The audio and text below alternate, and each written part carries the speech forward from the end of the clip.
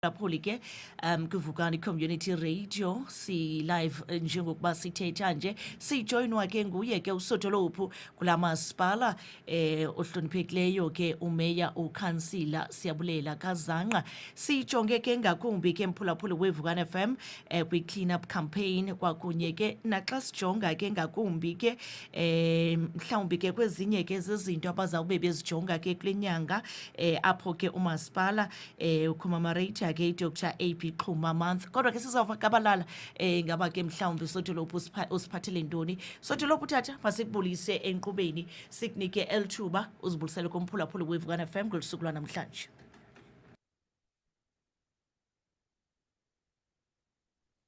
Mandibulise apha kwestudio msasazi ndibulise kubaphulaphuli beVukani FM ikakhulukazi ababaphulaphuli bazinze kulo masipala wase Dr. AP Xuma nakanjalo ndiyazi into yoba la majelo sasazo wakho afikelela kwilizwe lonke afikelela nangaphaya kwemida yaseSouth Africa. Ndike ndathi ndinodliwano-ndlebe nawo apha ngenye imini ndafowunelwa kwaphawula umntu endimaziyo ungapha eNorway esithi heyi niyaqhuba apho kwaye esi sikhululo sazi into yoba sithi ngosikude sisemazweni kodwa sikwazi ukuqhubekayo kwindawo esihlala kuyo.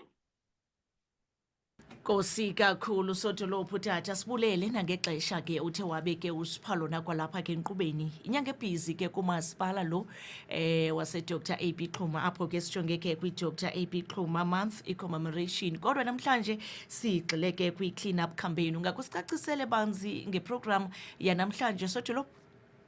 Sixakeke kakhulu msasazi namhlanje singumasipala wase Dr. AP Xuma kule nyanga msasazi kuba iintsuku zimbini besibhiyozela ukuzalwa kongasekhoyo ubawo uDr. AP Xuma owazalwa ngomhla wesi-8 kaMatshi ngonyaka ka-1893 onezinto ke athe wazibalula ngazo. Phakathi kwezo zinto zizinto zokusebenzela uluntu, izinto zokuxabisa imfundo, izinto ezokuzinikezela emzabalazweni wenkululeko ukuba makubekho ukukhululeka ebantwini ngokuthe gabalala. Ezinye zeemfundiso zakhe zekubeni into yoba masifunde ukuzenzela izinto sizame ukuxhasa izinto zenkqubela phambili.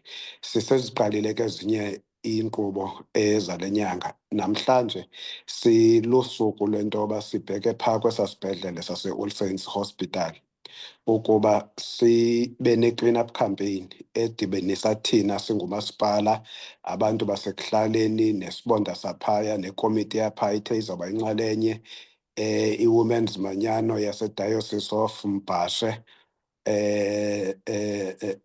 i-ward committees, ward councillor nooceba balo masipala walapha eDr. AP Xuma sizawube siphaya nabasebenzi bethu balapha kwamasipala sabe siphaya e-All Saints siyokuklina phaa. Kodwa ukucoca kwethu msasazi sifuna ingabi kukucoca okuzawuphinda kulinde thina ukuba nakulo nyaka uzayo kuphinde kubuye thina. Sifuna ukuthi sithathe ithuba lokufundisa abantu ngokubaluleka ukukhathalela esikungqongileyo ukuthi izakhiwo zikarhulumente, amaziko karhulumente onke aseziwadini. Sifuna uluntu ngokubanzi kuba ezi zakhiwo zikarhulumente namaziko karhulumente akwezi ndawo esihlala kuzo zizinto ezazicelwe ngabantu through laa process ye-IDP kwaye urhulumente wethu xa simbiza sithi ngurhulumente wabantu. So mayiphume le nto ibe ngathi izinto zizinto zikarhulumente, urhulumente yinkedama okanye urhulumente ume kweli cala abantu bame kweli cala.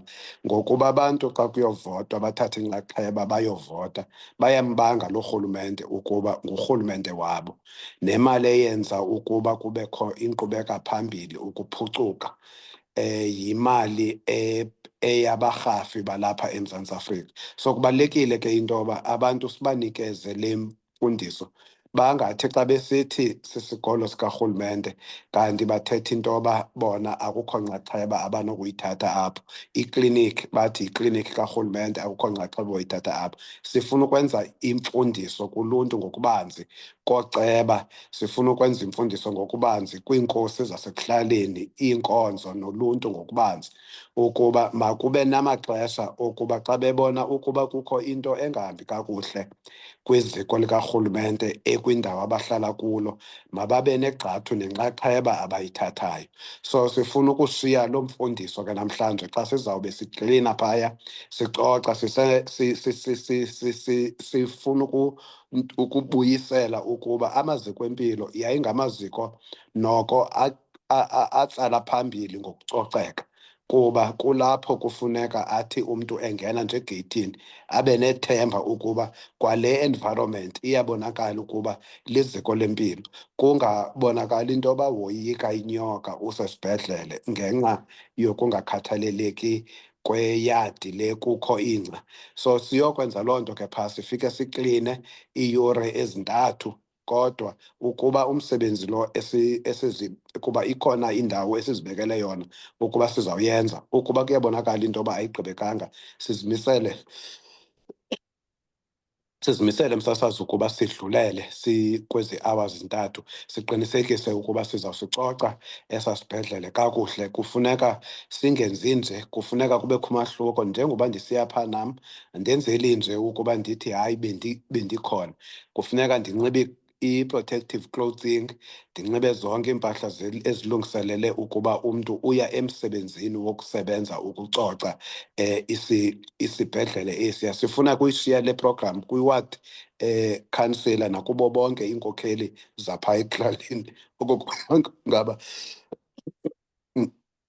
kufuneka le nto imane isenziwa ngawo onke amaxesha. Singathukisi sime kude msasazi, sifote sikhuphe koFacebook izinto ezingahambi kakuhle. Funeka sizibuze ukuba ingaba lukho uxanduva esingathatha thina, ingaba ayikhona inxaxheba esingayithatha thina sikukuhlala, khona ukuze msasazi sizoqinisekisa ukuba ilizwe lethu eli sibonakalisa ukuba singamathandazwe. Zinintsi ke ezi programs, sisaya naseMjanyana. Ndicinga uba sizawuchwechwela apha kuwe sikuxelele, sikwisibhedlele esaseMjanyana, kuchwechwela ukubonakalisa ukuba noko makubonakale indawo especially ezingamaziko ezempilo, kuba uDr AP Xhuma wayengugqirha. Sifuna ke ngoku ukubonakalisa ukuba zazithini imibono yakhe. Yayingengogqirha lo kuthiwa ngu-Doctor of Philosophy, he was a medical doctor.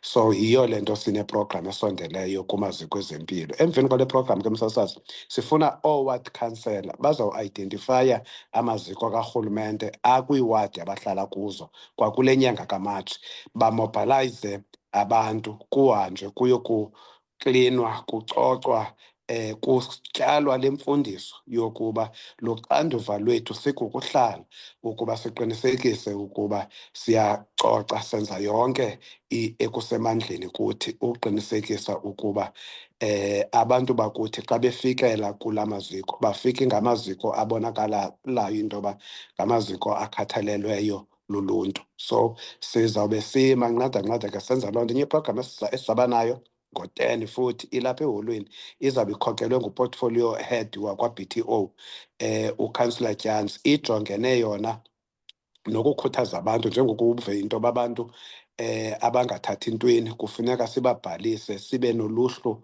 lwabo ukwenzela into yoba bakwazi ukuxhamla kwezaa nkonzo zafelefele abafanele uba bayazinikezwa, iinkonzo ezithile zamanzi neenkonzo ezithile zombane.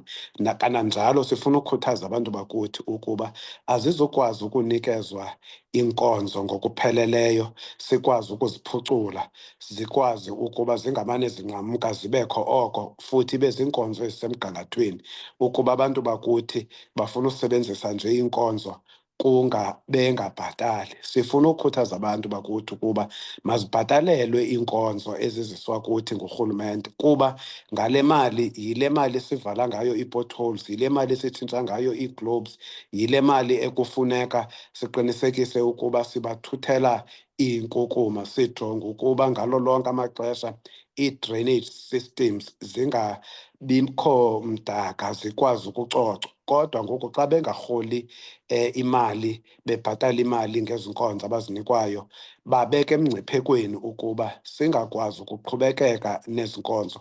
Babona abantu behlala ebugxwayibeni kuba sisebenzisa kwa le mali esiyiqokelela kubo. So ukuba ke ngoku bayakutyeshela ukubhatala inkonzo, kwaye futhi bayakhuthazwa abantu uba baze ngaphambili phaa kwa-B_T_O, bathethe no-municipal manager okanye u-C_F_O xa ebonakala into yoba uneengxakanyana zokubhatala ityala lakhe, ukwenzela uba babonisane benze isicwangciso sokuba angakwazi njani na ukulibhatala ityala alityala umasipala, so that umasipala akwazi ukuqhubekeka enikeze ezi nkonzo, futhi izinkonzo ezisemgangathweni. Nkosi kakhulu Sodolophu tata, siyabulela ngexesha uthe wabeke usiphalona nee-programs zanamhlanje ninazo kumasipala yangake zingaqhuba kakuhle. Siyabulela tata. Enkosi kakhulu, masibulele nanapho sawuzapha ngenye imini estudio sifike sinincedise kuloo nto ekufuneka sinincedise ngayo apha. Asinamali, into esinayo ngamandla nezandla zethu. Ube nosuku olumandi matheza apha, enkosi. Nkosi kakhulu Sodolophu, nguSodolophu kumasipala waseDr. Iphi Xhuma Local Municipality. Thatha loo nto